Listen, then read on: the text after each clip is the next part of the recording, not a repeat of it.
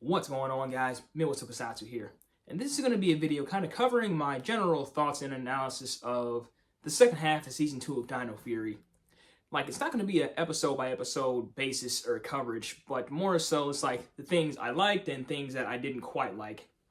But overall, I'd say Dino Fury is definitely like C or maybe even like C- territory, because there were some things that were really great about it when it came to, serialization, storytelling, more of a focused plot, and some things I didn't quite like about, dialogue or certain character quirks, but I'll get to that. But starting off with the good though, this second half was definitely a lot more serialized. Like, there wasn't a single wasted episode, I think.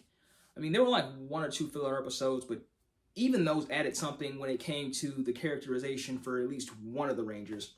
Like, episode 17, I'd say was filler, but it was one of the best character-focused episodes out of any of them, because Izzy, I think, is one of the best written Rangers out of this entire cast, because her dialogue, I think, is written to be like the most age-appropriate, to where she doesn't sound like she's 6 years old, like kind of like Ion, but I'll get to that too. But her whole plot with her and Fern, about them getting into the same college and that kind of interfering with her duties as a ranger, like, that was a really well-written episode for Izzy. Like, I kind of wish we got more of that throughout the season, but better late than never, And then we also got to see a relationship blossom between Amelia and Ollie as well.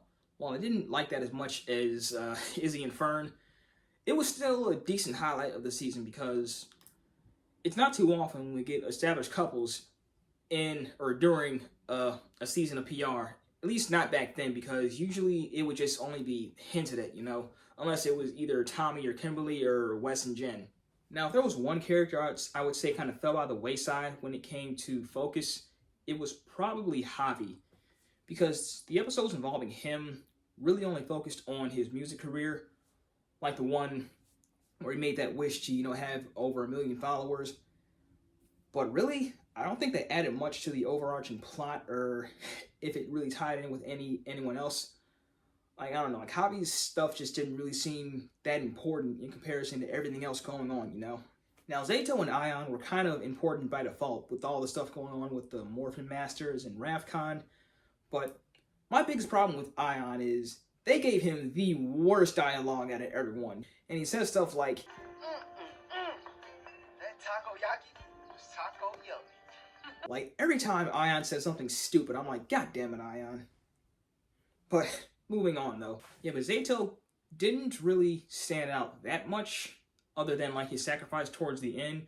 Like, he kind of just remained that stoic, noble leader that we've always known him to be, which, that's fine, I guess, but I would have liked to seen, like, a little more from him as far as characterization.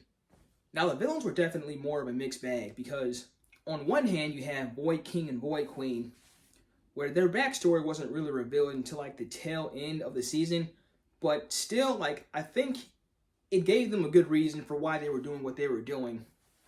And on the other hand, you have villains like Mucus and Boom Tower, or no, Boom Blaster, sorry, his new form, where some of their sillier moments kind of took away from some of the stakes that Void King and Void Queen had set up. But hopefully, like, they can improve some of that unbalanced comedy going forward, though. And then you had Lord Zed's return, which we knew he was coming back, we just didn't know at what point. Like, I really enjoyed the episode where they were all on Ravcon, where he was trying to get the Sporus generator, although I didn't quite like how he went out, but apparently that's still not the end of, that's not the end of Lord Zed. So maybe that can be resolved in Cosmic Fury. Now, I like the whole story with the Morphin Masters, even though they kind of did retcon some things from previous seasons, but their involvement here I don't think really hurt anything. Like, there was a whole thing where Green saved the Rangers from Lord Zed. Like, that was kind of a cop-out, but, like, the rest of them, like, their reason for being here, I think, was really well done, because apparently, like, the Morphin Masters are kind of like the watchers of the PR universe, to where they witness events that go on, but they can't get themselves involved, and when they do, we can have major consequences, which is why the other Masters were coming after Green, because of her involvement this entire season. But, like, since everything she's done kind of, like, worked out in their favor, they let her go.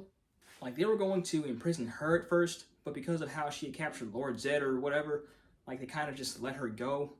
Like, the reasoning isn't completely 100% clear. Like, I probably have to watch the episode again, but that was still a really well done plot.